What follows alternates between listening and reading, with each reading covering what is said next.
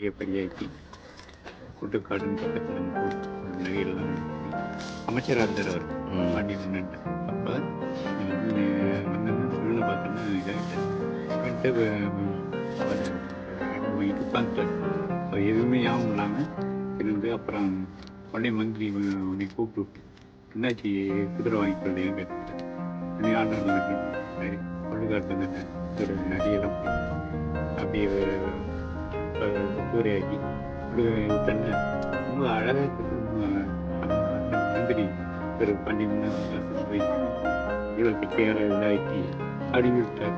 Night ஆனாலும் எல்லாம் நதியெல்லாம் இதாகி குதிரையெல்லாம் இதாகிடுச்சு. பாண்டியன் வர இது பண்ணிட்டாங்க. இங்கே தான் அந்த அஜானத்தில் வந்து குளிச்சுட்டு சுவாமி தரிசனம் அதுக்கும் கிடைக்கும். திருப்பணி வந்து திருப்பணிக்கு தங்களால் இந்த சொல்வது வேண்டி கை 14 கும்பாபிஷேகம்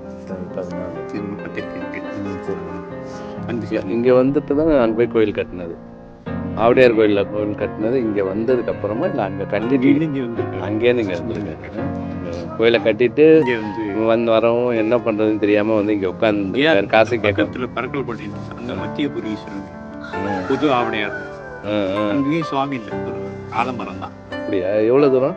இங்கேருந்து ஒரு 12 கிலோமீட்டர் தான். நிறைய இருக்கு. அரை மணி நேரத்துக்கு ஒரு பஸ்.